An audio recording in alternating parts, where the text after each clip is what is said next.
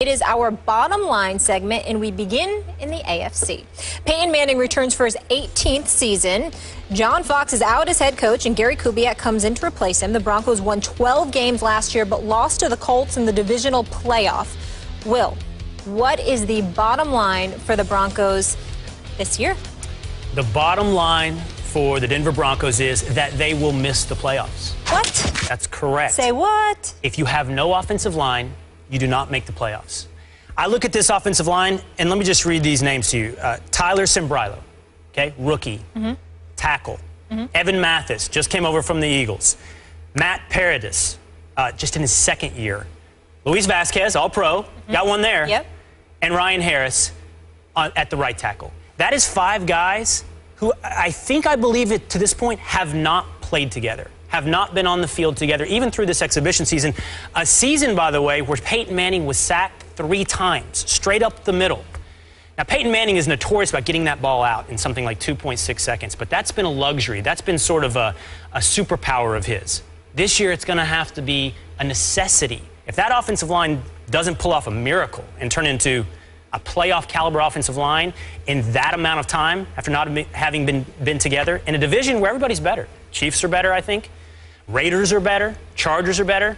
I see the Broncos ending up something like 9-7. You think those teams are all better than the Broncos? No, better than they were last year, meaning they're getting better. For the Broncos, okay, got it. Meaning you don't cruise to 11-5 or 12-4. Just want to clarify, you struggle weren't to 9-7 and miss the playoffs. The Raiders are better than the Broncos. Just clarifying.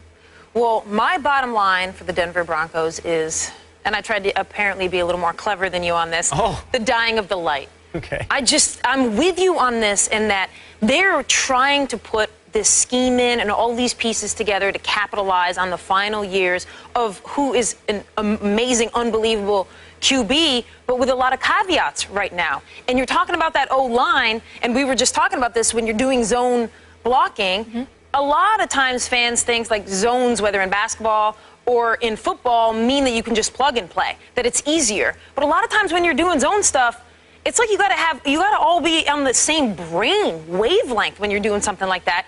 And that takes more time than the guys and the experience that they have on that O-line. And also, when the Broncos did this back in the day, in the late 90s with Shanahan, and they had the amazing running game, and then they had Elway, what really put them over the hump was that Elway was able to just throw his body anywhere there at the end of those 2 seasons. I don't think Peyton's going to be able to do that. I don't think that's going to be able to happen for this team. And now I love that they have brought in this new scheme, and they're doing everything they can this year to try and get the Broncos to the place that they think they can possibly be and squeeze the last amount of juice out of Peyton Manning. I just don't see it going that way for them. I think they're going to be really good through 10 games. And then I do think they're going to get into the playoffs. I think they're out after the first game. We agree. What do you think?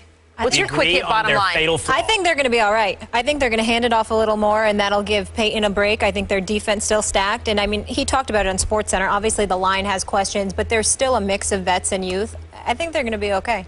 I think they're going to be okay, too. I think they're going to be 11-5. I don't think that gets them anywhere. I think they're going to the playoffs. I don't think that gets them anywhere once they're in the playoffs.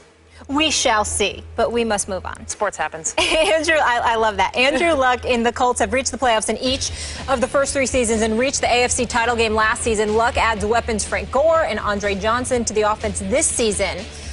So, Kate, what's the bottom line for the Colts? So close yet again. So close, but just not there. They're not there yet. And part of that is not even them and the Colts. I mean, they have added every piece, a lot of names you mentioned, that they can possibly make to get this team to the Super Bowl. I mean, Pagano even said that he thinks he's got more talent on this roster than he's ever had.